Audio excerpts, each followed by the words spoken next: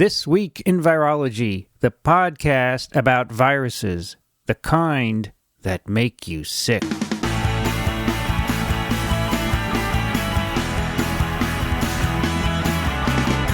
This Week in Virology, episode number 119, recorded February 4th, 2011.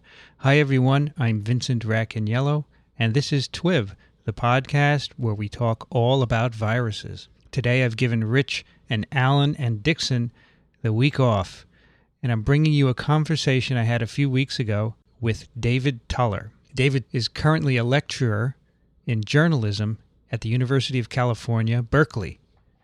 Before that, he was a reporter and editor for 10 years at the San Francisco Chronicle. He's also written about health at Salon.com, and more recently has written health stories for the New York Times. To let you know how I came into touch with David, here's an email he sent me not too long ago. Hi, I'm on the faculty at the Journalism School at Berkeley, and I'm also coordinator of a newly created joint master's program in public health and journalism. I'm also a frequent contributor to the New York Times, particularly the Tuesday Health Science section. Over the summer, I wrote the most recent in the paper about chronic fatigue syndrome and XMRV/MLV-related viruses last summer. I'm writing another piece about what's happened with the science since then, obviously including this week's retrovirology papers. I read your posts and would be interested in talking with you either this week or next. My response to the papers was more along the lines of your reconsidered view. Given the noise around the papers, I kind of expected a knockout blow of XMRV/MLV-related viruses, or some way they were going to connect their own finding of contamination directly to the Lombardi and Alter-Low studies, but they didn't. They definitely showed that contamination could be an issue, and yet they seemed to frame it as if the fact that they identified contamination means no one else can be uncontaminated. I don't see the logic. Thanks, hope to talk with you. So after I received that email, I did speak with David, and he wrote an article in the Times about this, which I will link to in the show notes.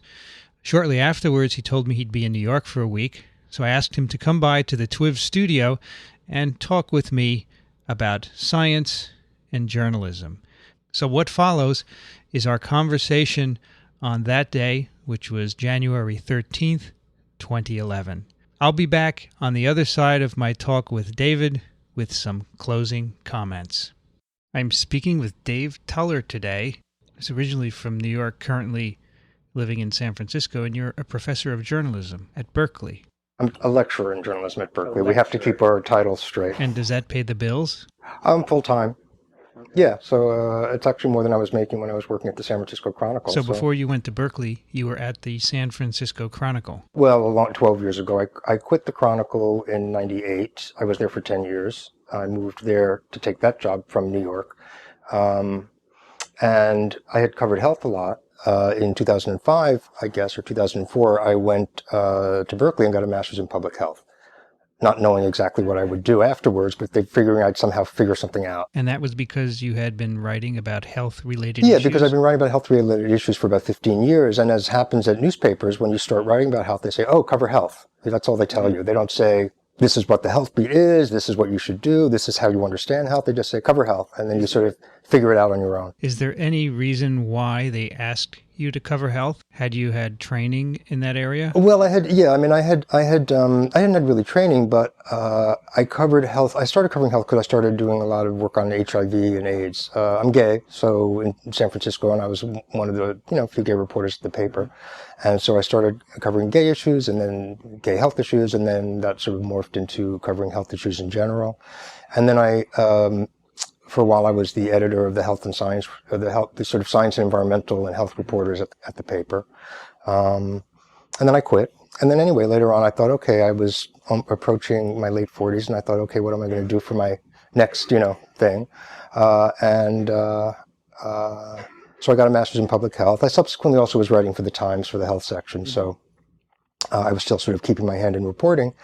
And then when I finished my master's, I had already been teaching in the journalism school how to report about public health, and the idea came up or I proposed, and it was in line with what Berkeley wanted, which was to create this combined double master's program in public health and journalism. One, because nobody had one. Two, because every year there's some students in journalism who really want to study public health, and there's some students in public health who really want to study journalism. And they could do it, but they have to jump through a lot of bureaucratic hoops to actually make it work. So each school has had dual degree programs with other schools at Berkeley, but they've had very little traditionally to do with each other. And, when we started talking about this idea, everybody said, oh, no brainer. Sounds like a great idea. So we've spent the last couple of years, working the proposal, shepherding it through the Berkeley bureaucracy, which is no easy task. We finally got approval this past summer. And so we actually have some applicants for the fall. So people ask me, oh, what are the graduate students? I'm like, we don't have any graduates. We don't even have any students yet. We're just starting. We're going to have a small program. We'll probably have, 2 to 6 students a year. Maximum 6, is what we're sort of allotted to be able to have. So, I don't know exactly who the students will be, if they'll be primarily journalism who really want to study public health, or primarily public health people who want to be out there also reporting and doing media and communicating, but hopefully a mix of those two, because I like the synergy of bringing students from each one together. So clearly there are a lot of health-related issues to write about. Right. So in general, journalists aren't trained to do that, right? Yeah, not at all. Did you have any science training at all? No. And I was a real kind of humanities, social sciencey, kind of squishy, touchy-feely kind of more person. So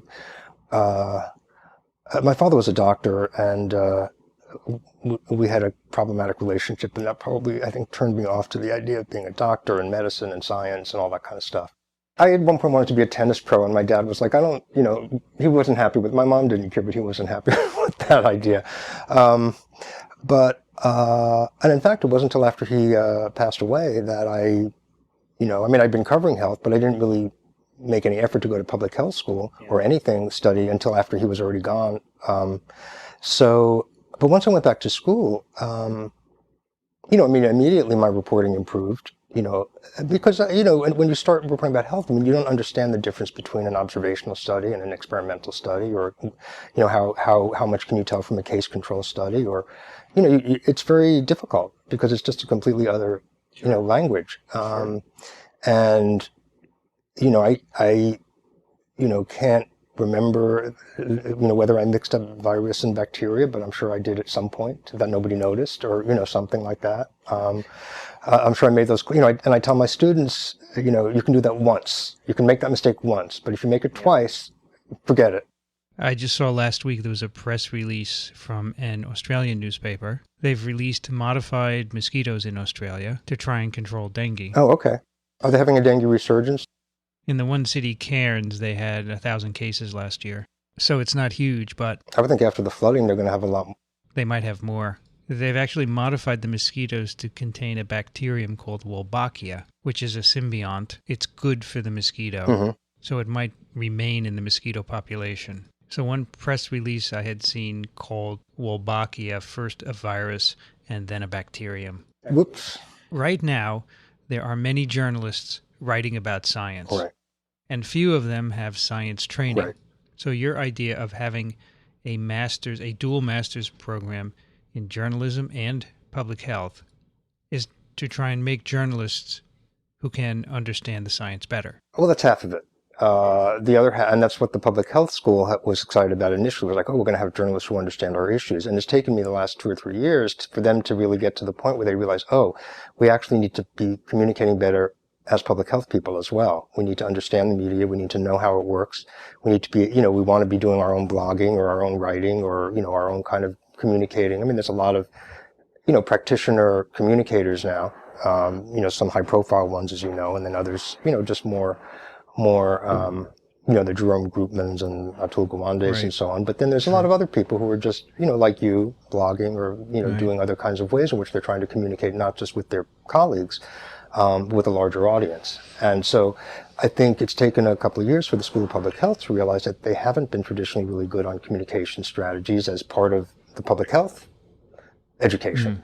And so I think now they've come to see that, it is a dual degree program. It's not just, like the programs that other journalism schools have, where they are teaching some health reporting or science reporting, but the students aren't really getting the full immersion in the discipline. And so I want students to be able to come out, and if they want to go on and do public health research, or as master's student, as people with master's degrees in public health, or they want to be getting involved in some other grade. Sure. Use that expertise and also write about it. Yeah, because it's a common saying that most scientists can't communicate. So if they come out of that program, at least at the master's level, they might have some better communication Right, and skills. hopefully they won't do some of what I was starting to do when I was trying to write. So in one sense, after I got as I was getting my master's, the questions I asked as a reporter got more sophisticated, I guess, and I think my understanding of things, improved. However, occasionally I wrote mainstream pieces that were really way too wonky and way too kind of boring for a non-public health audience. And so I also have to watch myself on that side if I'm, the audience I'm writing for is, and be aware of that. But yeah, my hope is that, I'm probably in a way think of myself more as a journalist at this point, since that's what I was doing, much more of my life. And since I've had my public health master's, but so I, really hope that we do get some great students and that they really go out there and do some really terrific reporting. One of the things I wonder, so you want to make journalists better at understanding science and communicating it, but is a master's in public health enough to do that? Well, probably not, but let's just say it's better than no master's in public health. I'm not going to think, people have to have a doctorate, because... Well, that would be great, wouldn't it? That would be great. And obviously, if I had a doctorate in virology, I wouldn't have had to necessarily call you to, to vet my, or to double check all my sort of understandings of the papers. So, yeah, having a master's gets you, part way. It doesn't get you all the way, but the truth is,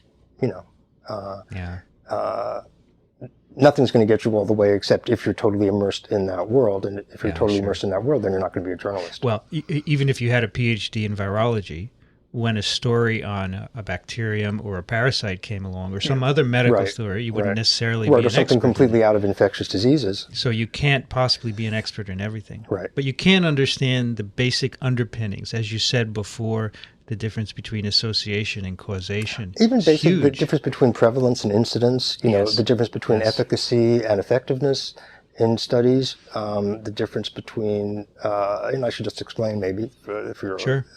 Efficacy is how things perform in a study, and effectiveness is how they perform in the real world, and effectiveness is almost always lower than the efficacy. Right. And that's, not a completely easy concept. I mean, it's not intuitive to people. And so it's intuitive if you're immersed in that, but it's not intuitive if you're not. Sure.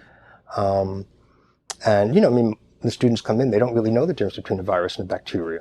And they certainly don't know what a parasite is as opposed to, a helminth or a protozoa, whatever. Sure. No, they don't know any of that stuff. Right. I know from trying to teach people, it's not easy. Many people understand, but many still don't. And it's very difficult.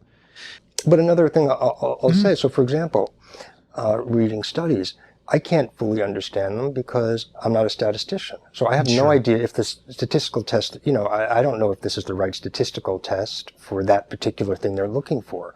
I could have a doctorate in virology, but I still wouldn't know that.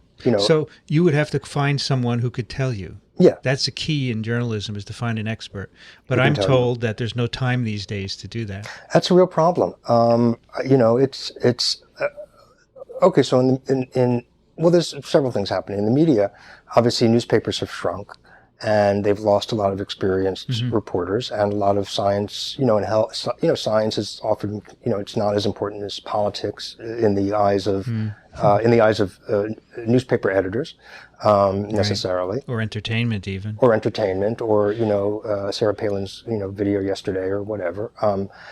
Or who's winning the Oscars. So, so I think papers have cut back on what they see as sort of somewhat expendable areas, which is often, and not health so much, because, everybody's interested in health.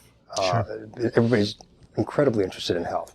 However, you know, most health journalism uses the word breakthrough. You know, they use these classic breakthrough, miracle drug. You know, there's a lot of, especially, you know, I think TV and broadcast reporting, which is very credulous, and any new study is, you know, the latest cure for the cold or that kind of thing. And there's kind of a lot of emphasis on miracle cures and breakthroughs, scientific breakthroughs, and most things aren't breakthroughs.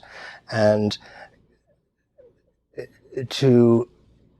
again, you know, reporters get press releases, and as we have seen with this XMRV situation, the press releases aren't always accurately reflecting the state of the science, but the reporters don't necessarily either have the time or, you know, inclination, really the time often, or the knowledge to really understand the study and sort of spend the time to sort of try to figure it out. So I think there's a structural problem in media, and especially in the domain I'm most familiar with, which is newspaper reporting. On the other hand, though, there's a lot of really incredible reporting going on online. And one of the things about reporting now is that so much more information is immediately accessible to you. So everybody complains about the shrinking of the newspapers. But the truth is, any normal person can go on now and find so much information that they used to rely on the newspaper for. Or they find your blog and then they get a better understanding than they probably would if they read their local paper anyway, because you write in a way that's sort of accessible to people. So even though the kind of legacy media, as we like to call them, often are cutting back and have less room for this stuff, there's so much more available online, and people themselves are writing their own blogs and doing their own kind of reporting and setting up their own, you know, websites. So there's a lot of great reporting. It's just not necessarily something you're going to find in the Chicago Tribune. You might still find it in the New York Times, you know, Washington Post, but those are rarities. So if someone went to an online version of a well-known newspaper like the Times or the Chicago Tribune or your former paper, Chronicle, right? Yeah, we won't talk about that one.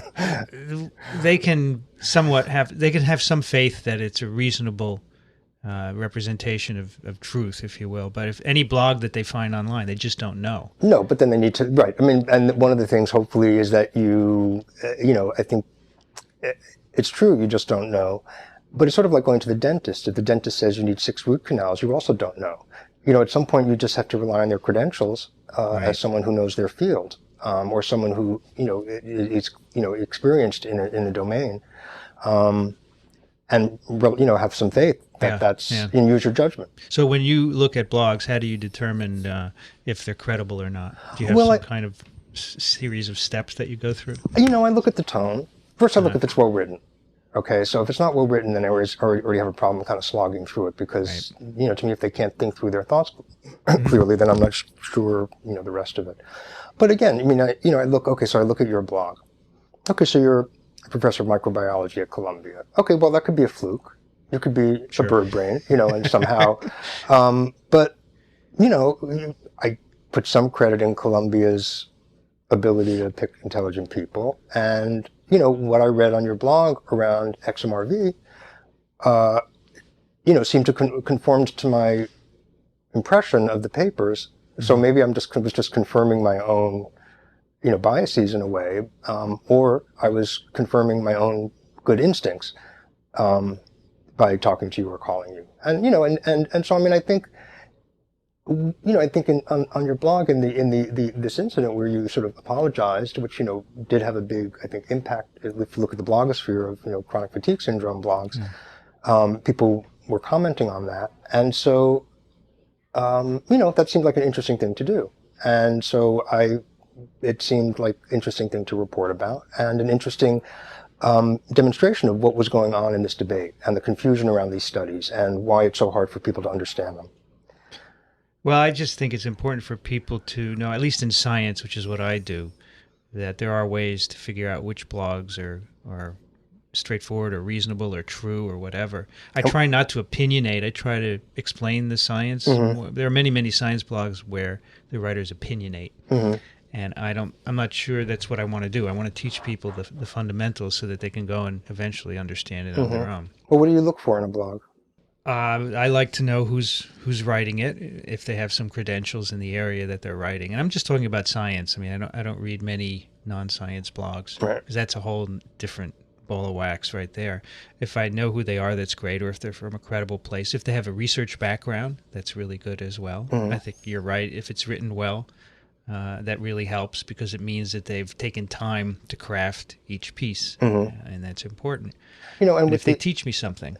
with the XMRV piece that I wrote last week, that's something where it's like I mean, just in terms of looking over how people write, it's like I really had to. I mean, with this topic, what it's like, and you touch this topic, it's like a red poker. I mean, it's like, one word that seems astray or seems to implicate something or seems to suggest something, and the entire chronic fatigue syndrome community, it gets concerned and expresses itself. So I really, with that kind of thing, I really try to be very, very, completely careful. And that's one good thing about being a freelancer also, is I have a little more time than when I was working at a daily newspaper where you have to write everything in 10 minutes.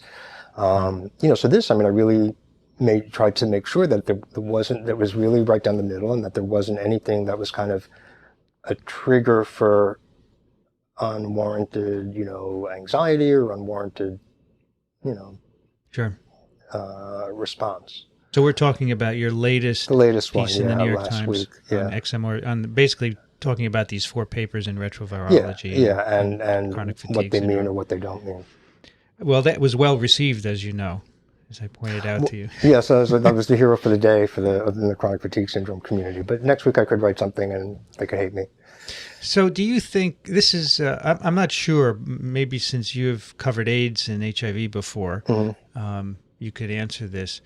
Is it common when there is a disease that affects many people for which there isn't a known etiology or cure, that the community gets very much involved? Was that the case with AIDS? Yeah, okay, so that's interesting. I hadn't really thought of it that way. But yes, as a gay man who, from New York, who moved to San Francisco in the middle of the whole thing, and, was very aware in the 80s and less from the 90s, but in the 80s of sort of the way in which the disease was not taken seriously, and way in which was just dismissed as gays and drug addicts, or even if it was gays and drug addicts, that by itself meant it could be dismissed. I was early on, before I moved to San Francisco, I was involved with ACT UP in New York when they first started. So I'm very sensitive to how patient communities respond to news about them, and I do think that in the area of chronic fatigue syndrome, the community has a lot of reasons to be upset, and a lot of reasons, whatever the etiology turns out to be, whether it turns out to be viral or not. I think looking back over the history of how people with chronic fatigue syndrome have been treated by the medical establishment, the medical profession, has been kind of shameful. And overall, I would say, and I really understand a patient community becoming activist and getting upset, and as they should. I mean, that's their function to some degree. Not to disrupt science, but they have an interest in it. I think the echoing is much greater now, because when AIDS first came on, we didn't have blogging and internet to the extent that we have it today. Right. And I think what would have happened is that had there been blogs, ACT UP would have been started in 1984 instead of 1987 or 88 and 87. I think that mobilizing would have happened much quicker. And what happened with HIV, and what also I think has happened a little bit with chronic fatigue syndrome, is that you have lay people who become experts in the science and challenge the scientists at their own game, and challenge the regulatory authorities as to their approach to, say, fast-lining drugs and so on. And now there's this debate, as you know, about the use of ARVs among people with chronic fatigue syndrome, and do they, should they be able to do, should doctors prescribe them, and should they be able to take them, and do they have the right to decide they want to take them, even though, there's no evidence that they would work. The medical establishment often tries to, I think, assert its authority to sort of make definitive and final statements, and don't want to be challenged by anybody. Yeah, sure. And don't like it when people challenge not just their approach, but their kind of preconceptions about how they should be approaching what they're doing. And anytime you have an activist patient community in whatever disease it is, and they all take their lessons from the AIDS activists, in a way. And so, nobody likes that. Why should they? Why should they like being criticized by, patients. They're patients. We're supposed to tell them what to do.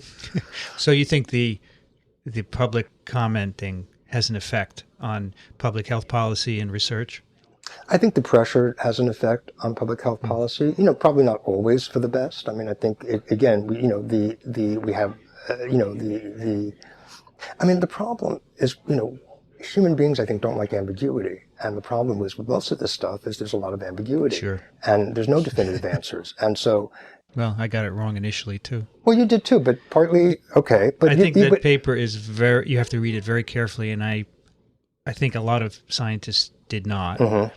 And but the commentary put them more in perspective. The commentary was measured by, I forget what his name was. And the retrovirology journal, you mean the commentary that was published? Yeah. It was measured for sure. Yeah. It was much more so than the original article. Yeah. Right. But I think it's a difficult article to read. My feeling is that if you came into that with a feeling one way or the other, you basically stuck to it. Because I think most people didn't read it. And those who did, well, there are some smart people. When I first read it, I read it wrong. Mm-hmm. It's a very subtle paper, and I had to take input from other virologists before I was able to realize it's not as straightforward. Right. As So having a doctorate in virology, I guess, is not complete. Not it's not immunity not against. but it gives you the accurate. ability to change your mind. Uh-huh. So on face value, the issue in that paper is the variability in the virus from this cell line versus people.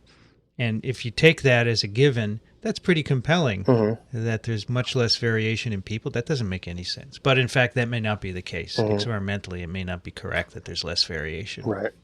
So that's not an easy thing to tease out of it. And they also, the idea that they didn't address at least the emerging signs of some evidence that were not related to PCR.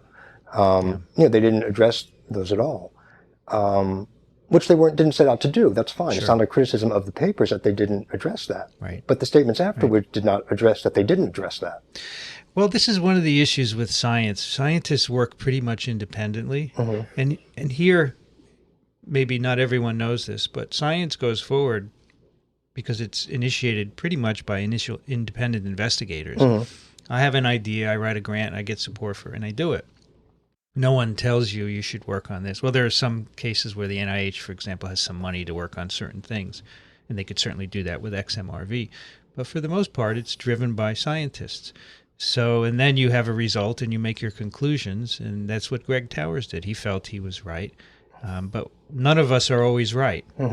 And so he probably should have been a little more circumspect. One of the most calming influences, I think, in this whole area is John Coffin. He said, he published 2 of those papers, but he said, this doesn't mean that anything that we've done before or anyone else has done before is wrong. This just says be careful. But this is all an interesting question. This whole problem, which came up in one of the comments on my blog, you have a press release, in this case by the Wellcome Trust, which is then picked up by everybody. New organization. They just repeat it. And then everyone thinks, this is the end. So, and that press release basically reflected Greg Towers' opinion of his works. And one of the, I'm sorry. And so what do we do about that? Well, I mean, I think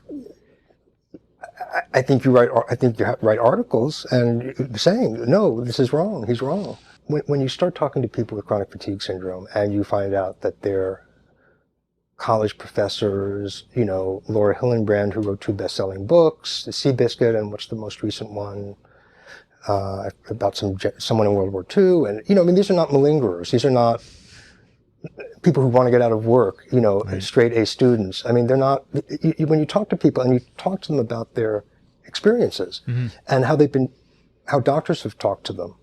Right. You gain a lot of empathy. I mean, one of the jobs of reporting is to try to, is an empathy job. You talk to people and you try to understand their experience from their perspective.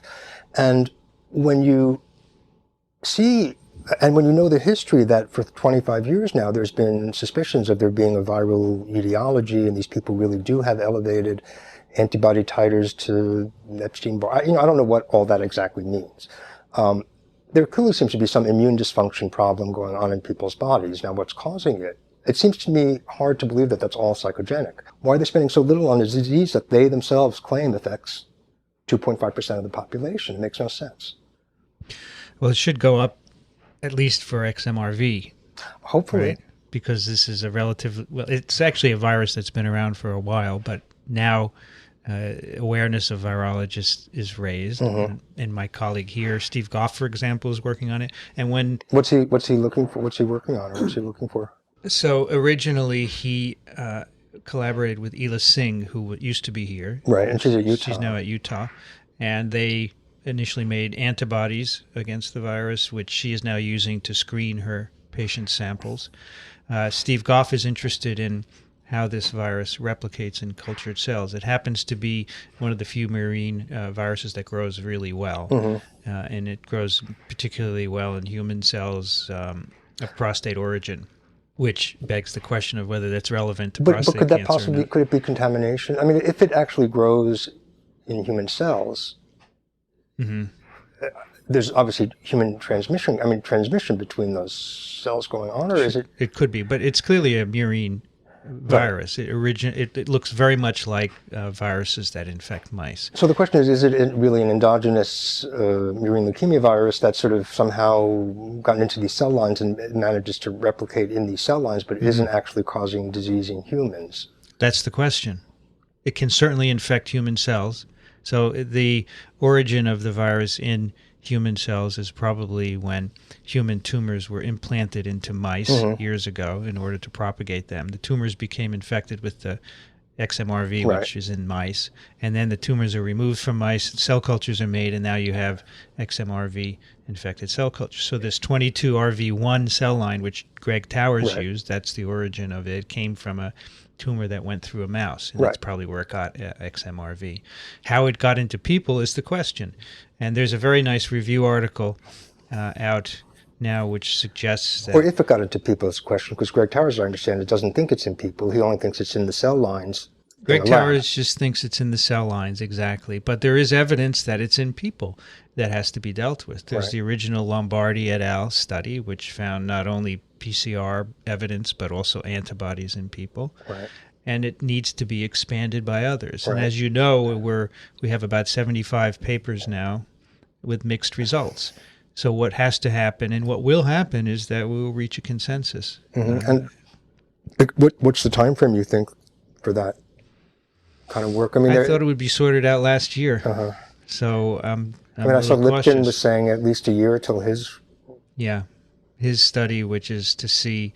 they're blinding samples which are known to have virus or not, and they're sending them to different laboratories on a large scale to see if it can be replicated and what kind of assay you need to use to do this. I mean, these are fundamental things that have to be developed first, right? I'm actually supposed to go here. Judy Mikovits is giving a talk next Monday in Santa Rosa. So I was going to go. I've never met her. I've talked to her on the phone, but I was going to go, and I don't know if she's going to be presenting any new findings or anything, or if it's, I think it's partly informational for the chronic fatigue syndrome patient community, and partly I think there's sort of doctors and, some other scientists or, whatever. Yeah, I've got a lot of requests from listeners of my podcast to have her on as a guest, which I think is appropriate, because she, after all, did the original study, and we've been talking to everyone except that group, so we will do that. One of the problems is that she does talk to groups, as you will see, and presents data, and then the patients come around and they post it and they say, what about this and what about that? And it's very difficult to evaluate because it's not peer reviewed. Now, peer review isn't the best. It's sort of like democracy. But it's not great, but it's the best thing we have. And if you don't have peer review, you don't know about controls, you don't know how experiments were done. When someone just gets up in front of an audience, they can do anything. And I'm not saying that she is, but it's hard to evaluate. They should publish it. I've also heard say that the Institute doesn't have enough money to finish all this up. In the end, you have to get the data to make a convincing paper. Otherwise, nothing will go forward. That's just the way science works, right? So that has to be done. I would love to see that. Now, one thing that I'm interested in, I'm on the study section of NIH, and we review virology grants. So we're meeting next month. It'd be interesting to see if there are any XMRV grants in there, because that's part of how the science goes forward. Now, would people get interested. Any grants related to XMRV go through your panel? I mean, or are there other, like, when do they divide it up? I mean, is there one virology panel, or are there multiple ones dealing with, is there a chronic fatigue syndrome panel, or this panel, or there are 2 virology panels and 7 for HIV. Okay. So I don't know that there's an XMRV panel, but it could be that at some point there would be. So right now these grants would come through one of the two virology studies. Just as a addendum, one of the reasons why the name is such a bad name is that it leads people to say chronic fatigue instead of chronic fatigue syndrome. Sure. And it's not chronic fatigue. And that's part of what allows the entire population to make jokes about, oh yeah, I have that too. I had to make all breakfast for my 5 kids. So someone said So what do you think would be an appropriate name? I mean, diseases have all kinds of names, and nobody's really complains. I mean, I guess people complain about other diseases. I think it's a problem when you take a term that has it's kind of a false cognate that means something to normal people, fatigue, and you use it to apply to the kind of you use it as if it's parallel to the kind of symptom that these people have, which is not the fatigue that someone gets after a long ski weekend. It's a profound exhaustion and the only thing I can think of comparable when I've heard the description is when I was dehydrated and I felt like I couldn't lift one leg above, to move because I was so weighted down. I mean, that was like absolute exhaustion. And it's hard for me to imagine what it would be like to have that feeling constantly. Mainly now it's called ME/CFS. Right. I don't know what a good name would be. I mean, I'm not a branding, person, but I just know intuitively that chronic fatigue syndrome is not the right name. So let's go back to AIDS. What was it first called? GRID. GRID. Gay-related immune disorder. So probably people were not happy about that, right? Well, people were not happy about that, but I think the one thing was that at least it brought it, I mean, gay people are so used to being ignored, so at least that made gay people pay attention, and at least that was somewhat descriptive because it was first identified in gay men. So there was some descriptive rationale for that. Okay. I'm trying to remember, it's 30 years ago, almost 30 years. I can't quite remember my own reaction at the time as a 23-year-old or whatever it was when it first, to the name. I know the name AIDS did not do really was not a good name for that AIDS diet reduction thing. Do you remember those? Yes. AYDS. It disappeared pretty quickly. That's right. Take one of these and you lose 100 pounds. I don't think people would. So it remained GRID until virus was identified? I can't remember. I think it remained GRID only. It was only probably GRID for about a year or two. And then because there were, maybe because, I don't remember. By 83, it had morphed into AIDS because when they sort of announced that they'd found the virus, I think they already were calling it that. But then we had a whole other series of, because also, I mean, it was identified in the gay men in the first, the MMWR paper originally, but, then there were the Haitians and then there were the hemophiliacs and the drug users. And so it quickly became clear that it was at least 4 cohorts. Are you planning any future articles on XMRV, chronic fatigue syndrome? I think I'll probably follow I'll keep following the news. I have, I'm sort of trying to get I'm trying to get a doctorate in public health finished, because I did a first year of it. It's not a PhD. It's what's called a DRPH, Doctor of Public Health. So it's actually shorter. We have to do everybody thinks of a mega dissertation, but my prospectus is supposed to be three related papers. Right. 3 papers on a thing. So I've got to write my prospectus this spring and. Spend the next, I'll hopefully be done by the end of the next year.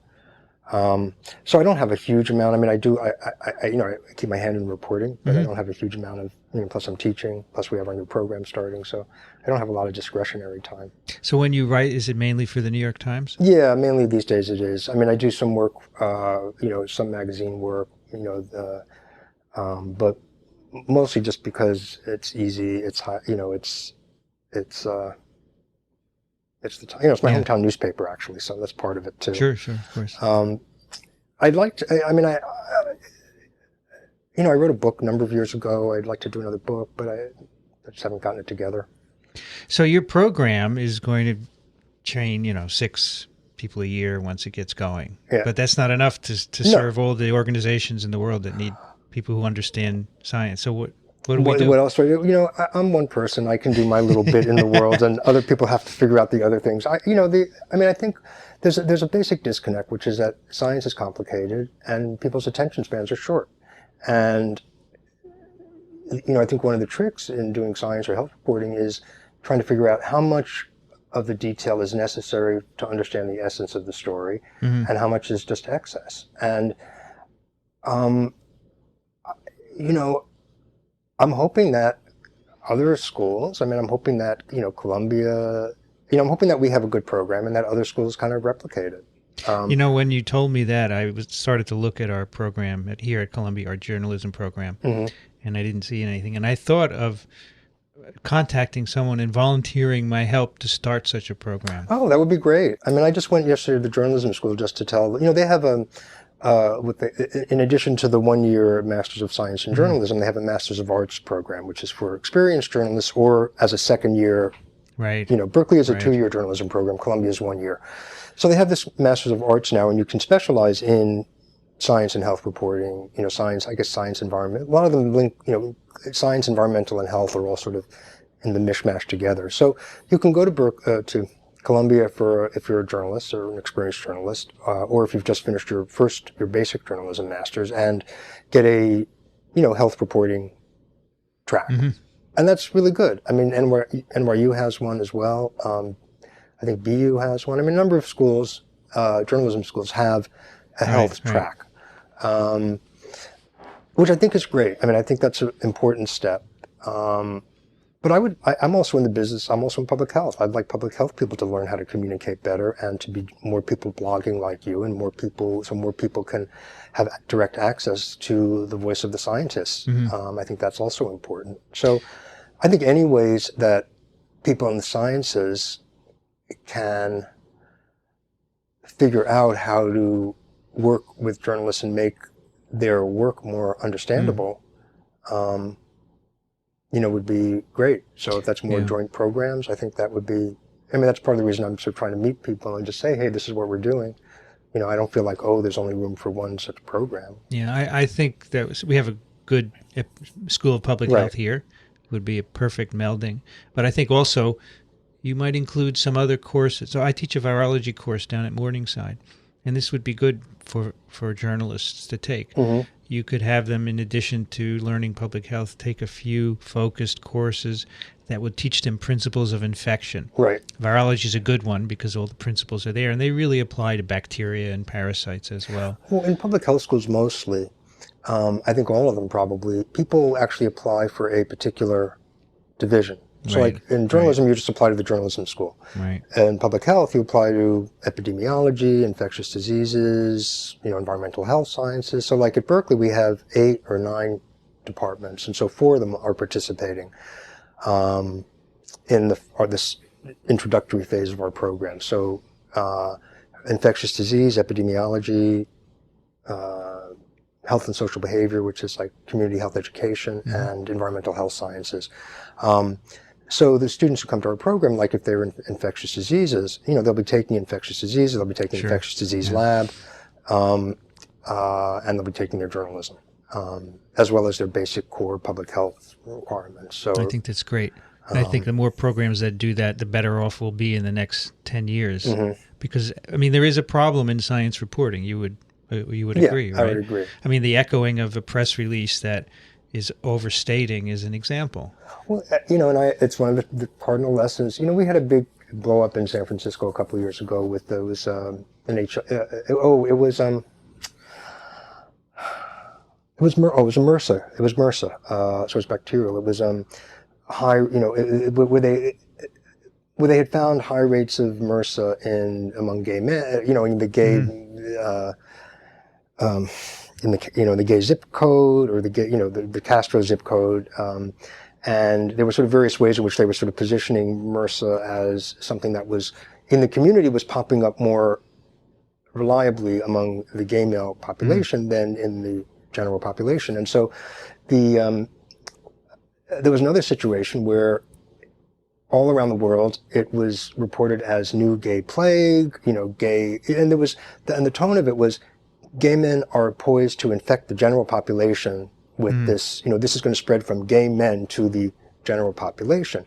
And there was a real problem with the phrasing of that understanding in the press release. And so UCSF, there was a big outcry in the gay community. UCSF had to kind of not retract the study. They didn't retract their statements. Mm-hmm.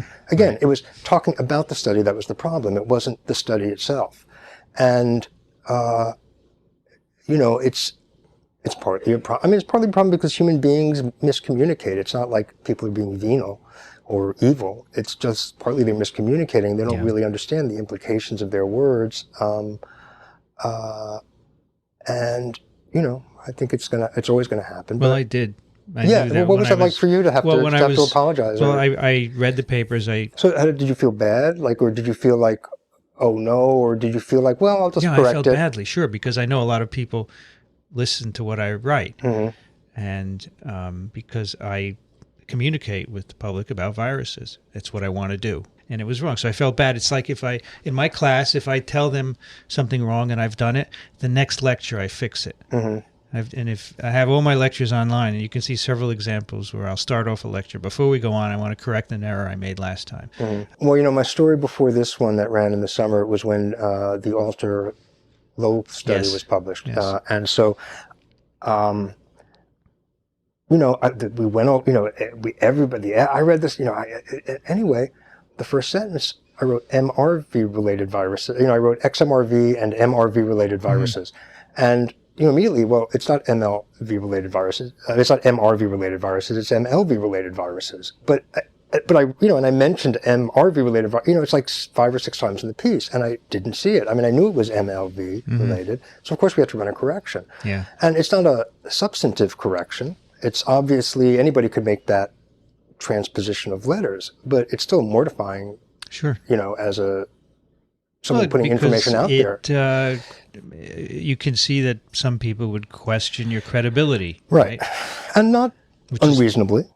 And this actually relates back to something you said. You said people are in a hurry and you don't have a lot of time. I'm actually amazed at how many people read my blog and listen to my podcast. We have about 2,000 to 3,000 people a day reading the blog and 10,000 to 20,000 listeners. So I think there are a lot of people out there who want to learn science, who want to learn virology. So that's good. Not everyone needs to be entertained all the time. Mm-hmm. Some science, which is what this is, and it's not easy, is actually appealing to a lot of people. Mm-hmm. And when did you start doing the podcast? Yeah. September 2008. It's just over 2 years. And the blog, I think I started in 2004.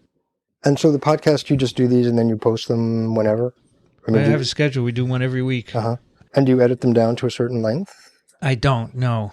But we get excited about the subject material and we talk. Mm-hmm. So I think the public's interest in science is much greater than we think. Mm-hmm. But my view is that I know all scientists can't teach or communicate, but those who can should, because there you have the best feeling for the subject matter. You have someone who's done it all their life. Mm-hmm.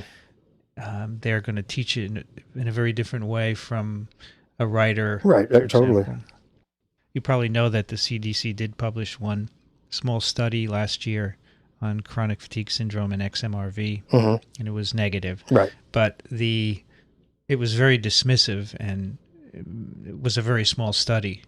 Well, and there was that whole kind of dueling studies sort of trope between NIH and NIH FDA study and the retrovirology study that the CDC published. And it's interesting that the same that retrovirology also published the subsequent negative studies, which sort of certainly would support their decision to publish the CDC study. Yeah.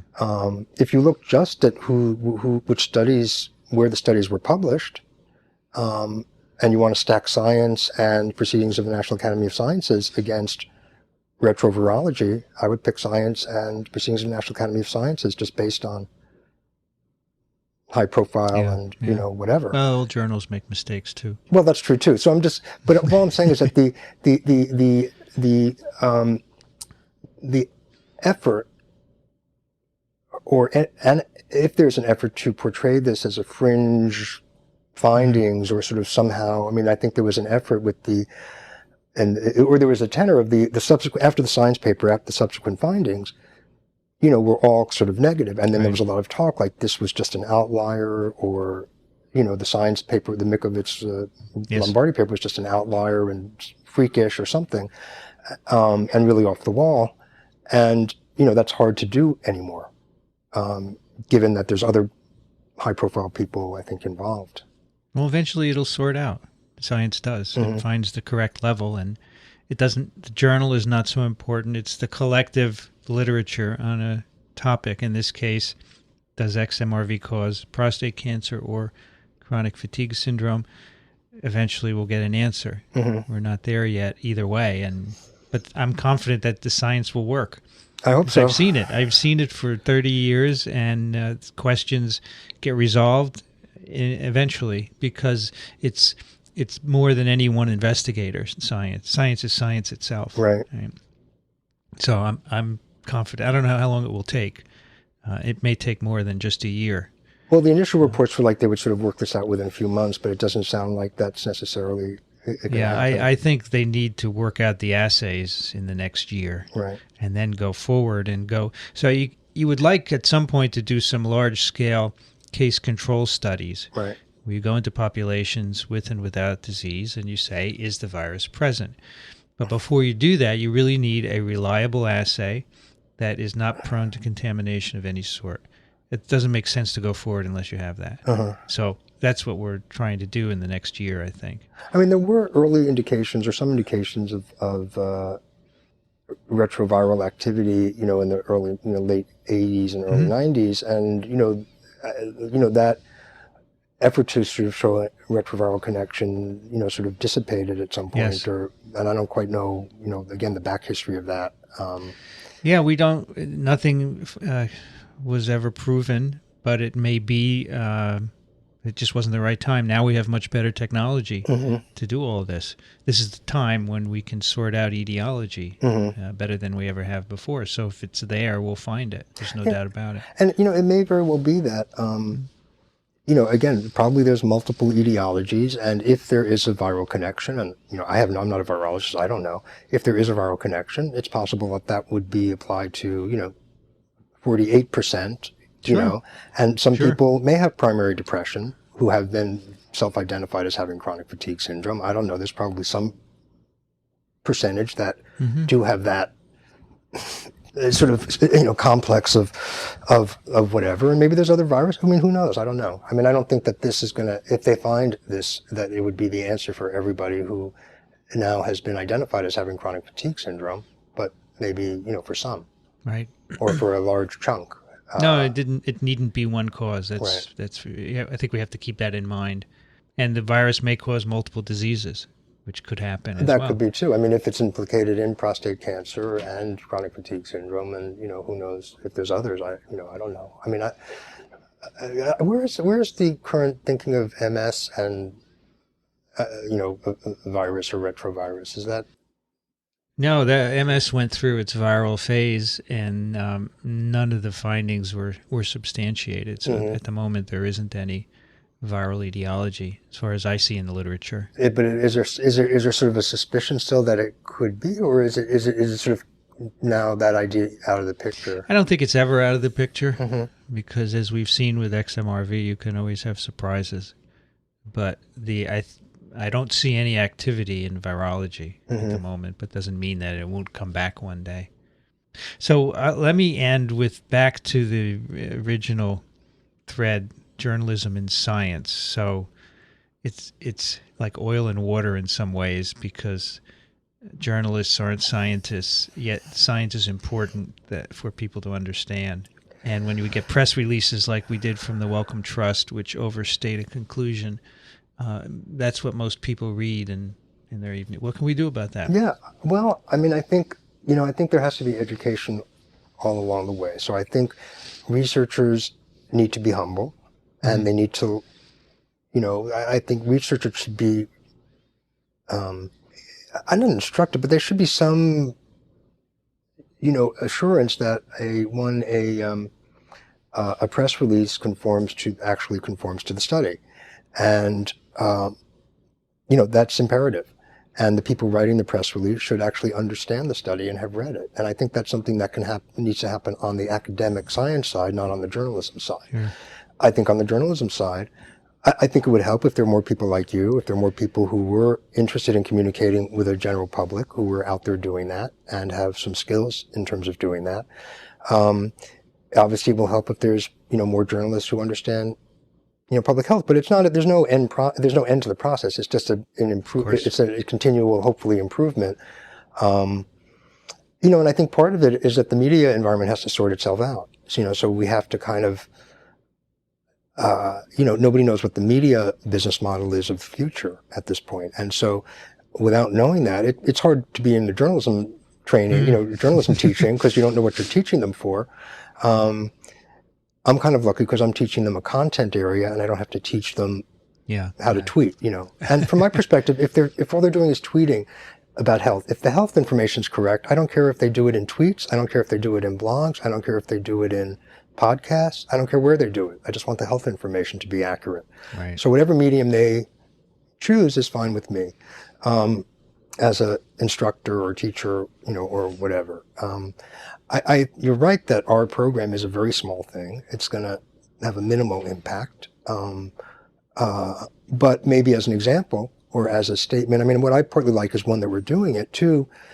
In doing it, I can do interviews like this and I can sort of publicly advocate for better communication and have that platform to do that. Yeah. Modest platform, but a platform nonetheless. You go little steps at a time. And I think, again, I sometimes like to write stories about I really liked your quote in the story I did last week that if you can't understand this, how can lay people? I think focusing on the miscommunications in science is very interesting as a journalistic subject, and informative to people who read it. That's why I wanted to get it right. Right. One thing you've said, scientists should be humble. Well, everybody should be humble. Everyone should be, but in particular scientists, because they have often not been and not communicative. Having an online forum, you're not prepared for the questions. They're all different, and they really teach me. And I find that an incredible learning experience. Oh, that's great. I think I find, it's great now, like they, to get the, when I was working at the Chronicle, the newspaper, maybe you got a phone call if you wrote a big story. Yeah.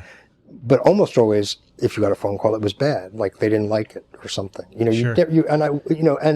But it also takes a lot of effort for people to call or write. And so, like they posted they referenced the story last week on the Well blog that they have, and that blog, that posting, which is where they had comments, not on the story itself, but on this reference to the story on the blog, got like 150 comments within a couple hours. It's kind of amazing to read that and to be able to see how people are responding. Your Times pieces can be commented on as well, right? Some of them can, but this one for some reason they didn't.